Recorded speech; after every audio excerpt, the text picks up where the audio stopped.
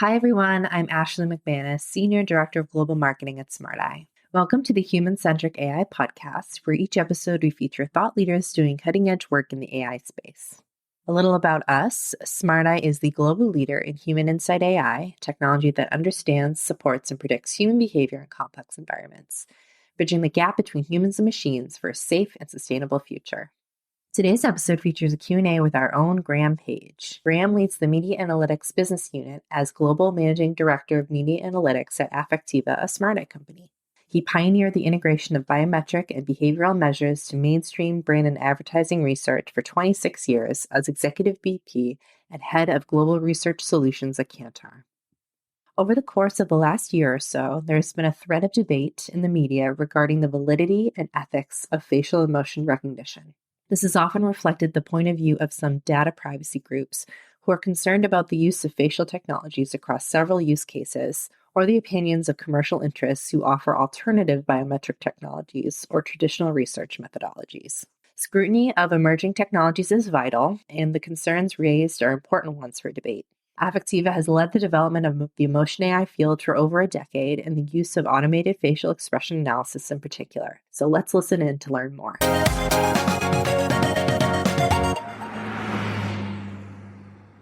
Okay. Hi, everyone. Thanks for tuning in. With me today, I have our own Graham Page, Global Managing Director, Media Analytics at Affectiva, a SmartEye company. So thank you, Graham, once again for making the time to speak with me today. Not at all. Always a pleasure. So to start, we have had you on the podcast before, but maybe you can give us a super brief intro of yourself and your role for those who haven't heard you speak on the podcast before. Sure. So I've worked in, the marketing, market research and marketing research technology industries for about 30 years. I did a lot of work on research frameworks and research products, particularly in the kind of brand and advertising space. And I've done a lot of work in the neuromarketing industry. So a lot of work investigating the different merits of different kind of methods to measure people's responses beyond what they can say in surveys. So, I've looked at EEG, I've looked at kind of fMRI studies, looked at GSR, eye tracking, facial analysis, unsurprisingly. So I had a lot of history in investigating what works and what doesn't work in terms of understanding how people respond to things. And then over the last few years, obviously, I've come and worked for Affectiva, which is obviously a joy. And I work as the head of the media analytics practice. So applying Affectiva's emotion AI technology to the marketing and market research space. Perfect. Yes. And I was just going to ask you, so for those who are unfamiliar with Affectiva, how would you best summarize our media analytics offerings? Sure. So obviously Affectiva, now part of SmartEye, has had a long heritage over the last decade in building technologies that help understand how people react, particularly based on their facial expressions. So our algorithms can help understand how people's faces are moving and what that might mean in terms of their reactions to any kind of experience based on video, obviously collected with their consent.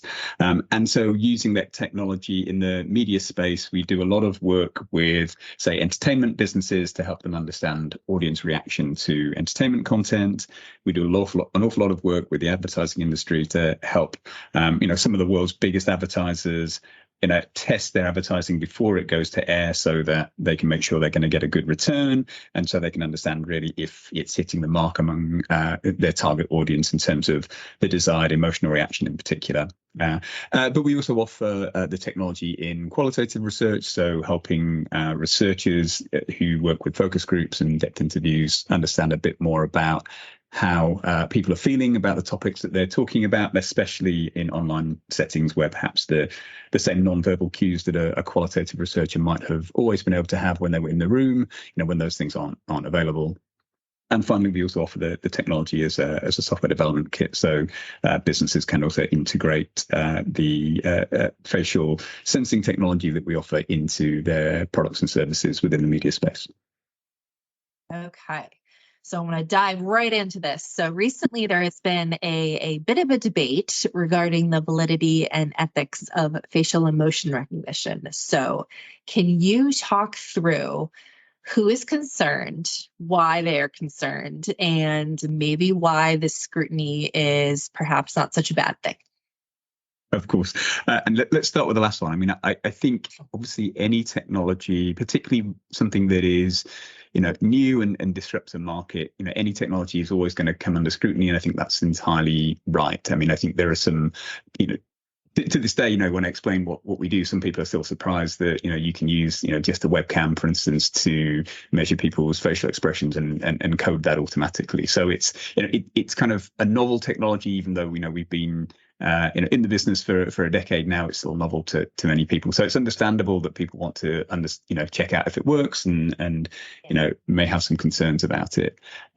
However, I think some of the debate recently has kind of gone beyond what I think is simple kind of healthy scrutiny into something which I think begins to distort some of the underlying science. And I think that's obviously where we get a bit concerned when things are being misrepresented. So we're seeing, I guess, kind of debate in two fields. One, there are definitely some people within the marketing industry who, perhaps have a competitive product to offer, who are, making noise about the validity of facial coding, and to an extent, that's healthy competition, and that's fine. But I think where we perhaps draw the line a little bit is in the interpretation of some of the science. And then also we're seeing some discussion of the technologies, or at least I guess allied technologies from regulatory bodies and kind of privacy groups who are perhaps understandably concerned about how a camera-based technology might be used beyond just the kind of the media space. So it's probably discussion of slightly different topics coming from both those parties, but as we said, always happy to discuss what we do and the validity thereof. Absolutely. So there seem to be criticism centered around three different areas. So there's face reading tech as an invasion of privacy. It is inaccurate and potentially biased to different groups of people, and inferring emotional states from facial expressions is not based on sound science. So let's break this down. So start with the first one. How would you address concerns around the use of this technology as an invasion of privacy? No, and obviously, look, this is such an important topic, and I think we share all of those concerns around kind of camera technologies being used without people's consent to do things that they're unaware of. I think when this gets raised, I think there is often a misunderstanding, or perhaps an overgeneralization by some of these bodies about the kind of technologies that we're deploying in particular. So it's often the case that facial expression analysis is kind of confused with facial identification.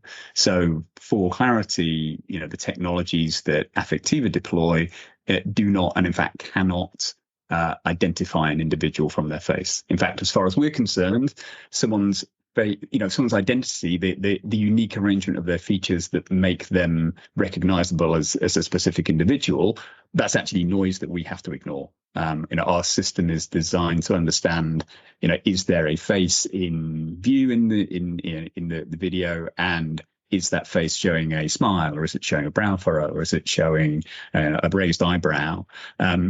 Actually, all the things that make someone's face differ, one from another, actually get in the way of that signal. So our algorithms effectively are ignoring that. So when people are worried about identity or facial identification, I don't think those concerns really apply to what we do. And there is a second and also a really important point, which is, our contracts specify, and all our use cases with our clients specify that, we won't work with any system or any use case where someone will be filmed without their consent. So all the processing of people's facial expressions, the collection of facial video, where we're involved, does not happen without people's consent. So no one's being filmed without knowing about it, and everybody is typically being, providing video in the context of a research interview where they have explicitly said, yes, that's okay to record them. So again, I absolutely, I think, share many of the ethical concerns around the use of kind of facial identification technology on crowds of people by law enforcement, for instance, but that's definitely not what we do. And in fact, we're not actually able to identify anybody from the video that we collect. Oh, great points. So, next up is the topic of bias. So I know we can't speak for other companies. I do know that Affectiva has spent years prioritizing mitigating bias of our algorithms. Can you speak to the lengths that we have gone in order to address this? And again, I think questions around AI bias, particularly against typically underrepresented groups in society, are absolutely valid concerns, and actually things again that we would share. I mean, I think what you've seen from some groups is both the assertion that these kind of technologies are biased against certain people, and actually that they don't work. Again, often that is misunderstanding, I think, a little bit the kind of technology that somebody like Affectiva deploys. Again, we're not deploying facial identification technology. I think there are legitimate concerns about some of that tech, about its accuracy and bias, but again, that's not really applicable here. Certainly from our perspective, the work that we do, we take a great deal of care, as you said, to make sure that we are not developing algorithms that favor one group over another. And this is where kind of the vast amount of data that we've processed does give us some advantages. So we've I think kind of processed over 14 billion frames of video. There is a huge amount of data that we have available from 90 countries. So we can pull from that to train our algorithms in a way that perhaps others cannot. And it means that we can pull very diverse data, diverse in terms of culture and country, but diverse in terms of gender, diverse in terms of ethnicity, diverse in terms of age. And that really allows us to then train the algorithms on this very representative data set of the world effectively. And it also means that that means both that the algorithms are perhaps intrinsically more accurate, but it also means we can go and check that. We can go and look at the performance of the algorithms among different groups, and we don't release anything that doesn't perform pretty comparably across age, gender, ethnicity, country, and so on. Absolutely.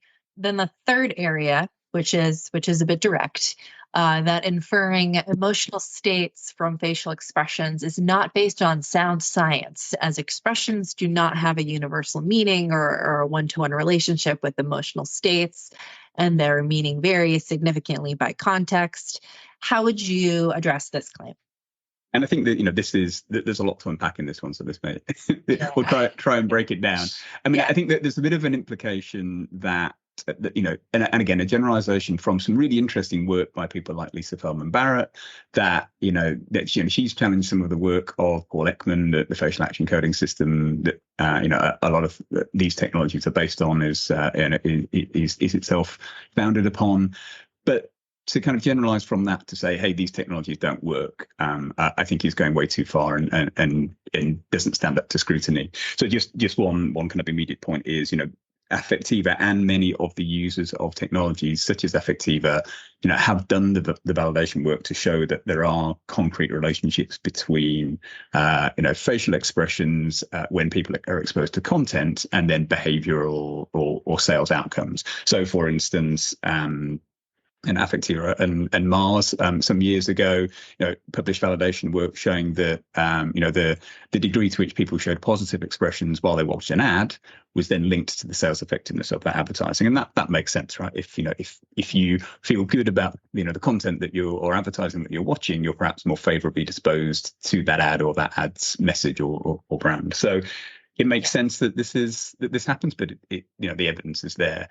Likewise, Kantar, one of our larger clients, published their own independent study showing again that they could predict the sales effectiveness of advertising based on, again, the expressiveness of viewers while they watch the ad. So if people were engaged enough to show a lot of facial expressions, that was a good sign for the sales effectiveness of the ad.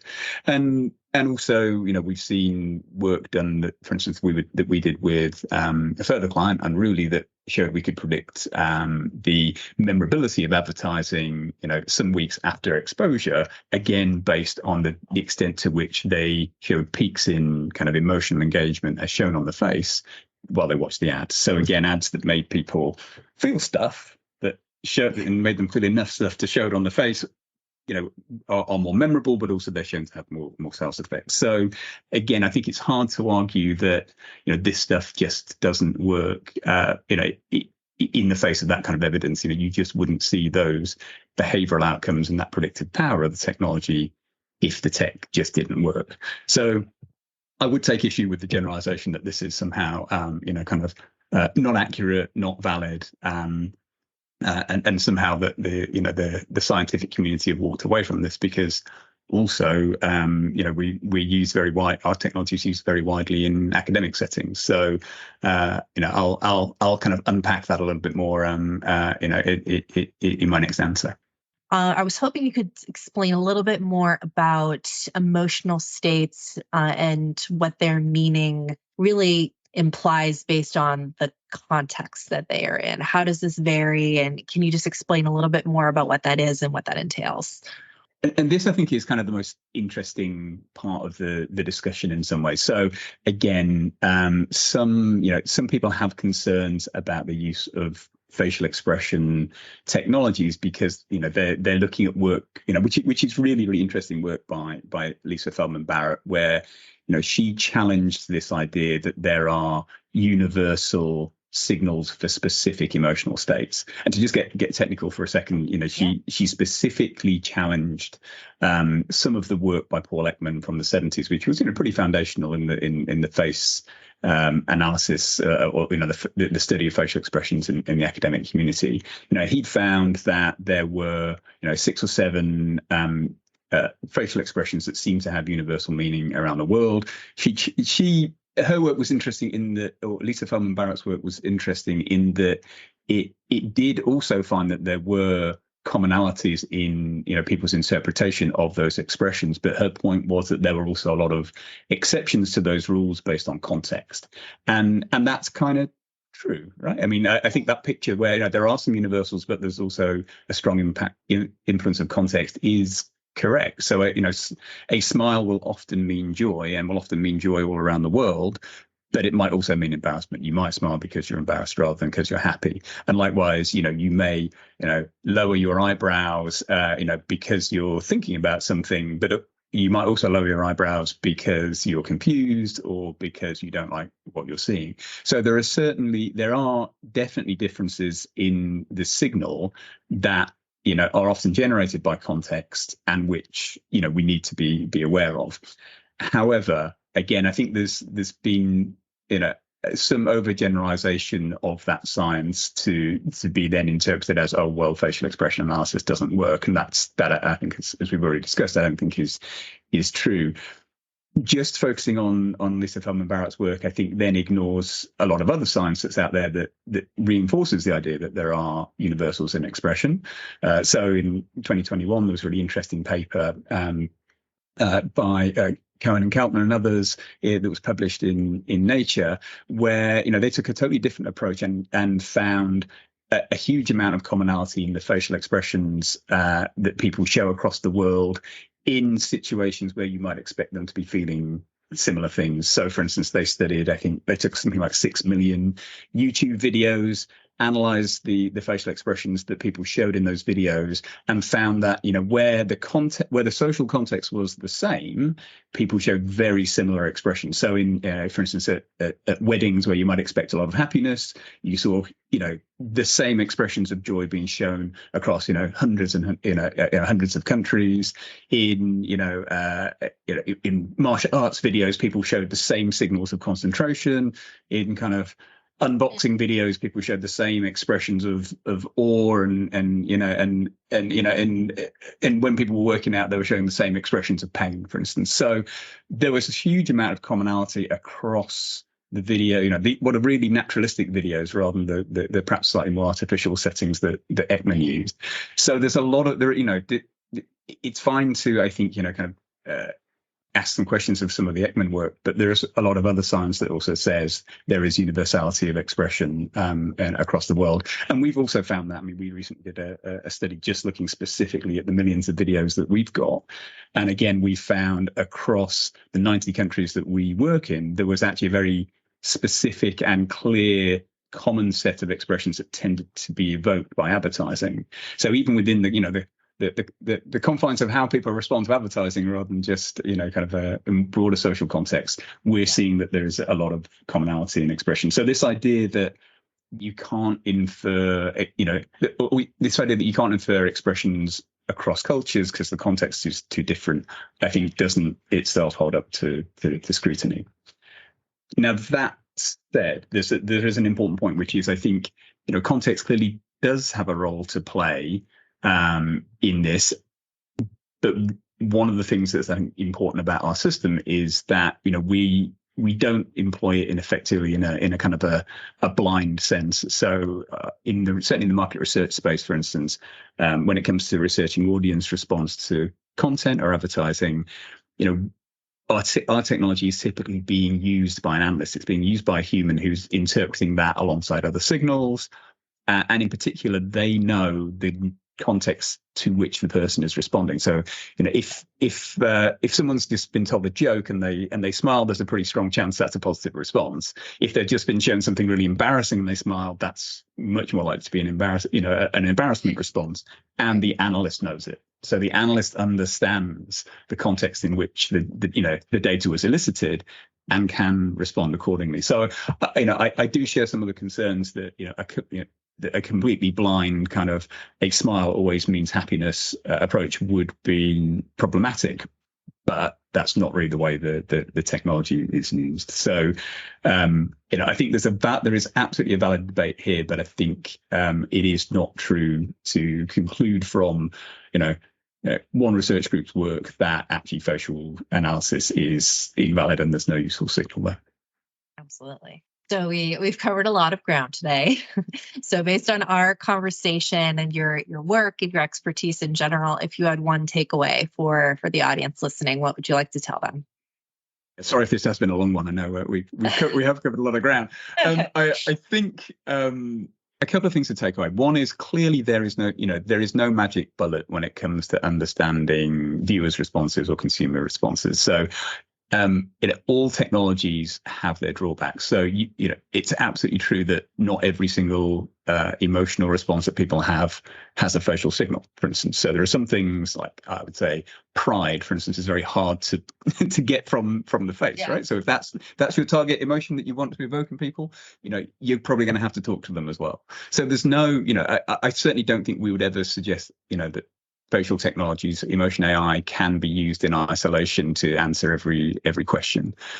But it does, I think, have an important role to play in the research toolkit. And certainly when it comes to trying to measure people's reactions in the moment, measuring whether they're engaged, whether they're paying attention, whether they are experiencing the kind of feelings that you as, say, a filmmaker or as an advertiser or the designer of a customer experience want them to feel, I think there's very little that can do that job and measure what's happening in the moment at the kind of scale that emotion AI can, because it does just need a camera, and as long as you've obtained consent, that means that it can be scaled across countries, with lots of people in the research, whereas other technologies, and I've used all these other technologies so I can comment directly, other technologies that require you to apply electrodes to the head or to other parts of the body, that intrinsically becomes a barrier to scale. And so, a long takeaway, but I'd say, emotion AI isn't the answer to everything, but it's certainly a very strong answer to measuring how people feel in the moment at scale. Absolutely. Also, for our listeners, do you have anywhere they can go to learn more, or do you have any other kind of call to action for them? Of course, we would always be happy to hear from anybody who wants to discuss this further. There is more material on this available on our website in particular. So there's several blogs, for instance, recently that we've written on this, and I'd encourage people to go there. And again, we'll continue to publish the validity of our work. So our accuracy rates, for instance, are published in academic journals. So again, happy for people to go hunt those down and look those up. So but plenty of stuff on the website in particular, but happy to hear from anybody. That's great. And I'll drop in a couple of things in our show notes. I know you wrote a great blog along with Rana recently on face value, the power of facial signals in human behavioral research. So that's a great resource. And we actually did interview Lisa Feldman Barrett back in 2019 for the podcast. So I'm going to drop that link as well if people want to listen to right from her what she had to say about this. Her and Rana had a great discussion. So that'll be a great resource as well. So Graham, thank you. That was all I had for you today. Thanks again for your time, and it was a pleasure speaking with you again as always. As ever, thanks for asking the questions and listening to me go on. So it's always a pleasure to talk about this stuff, as you know.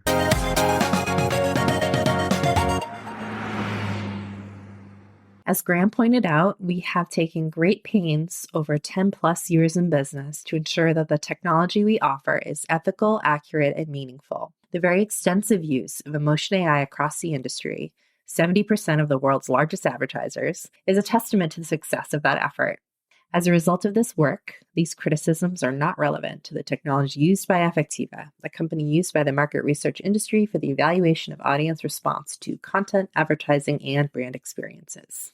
I hope you enjoyed today's episode. Don't forget to subscribe to the Human Centric AI podcast on iTunes, Google Play, Stitcher, or wherever you get your podcasts for new episodes. We're also on social media, so please reach out to us on Twitter, Facebook, LinkedIn, and Instagram to share any feedback you have on the show and weigh in on the discussion using hashtag Human Centric AI podcast. Don't forget to rate us and comment with your feedback to help make the podcast more discoverable for others.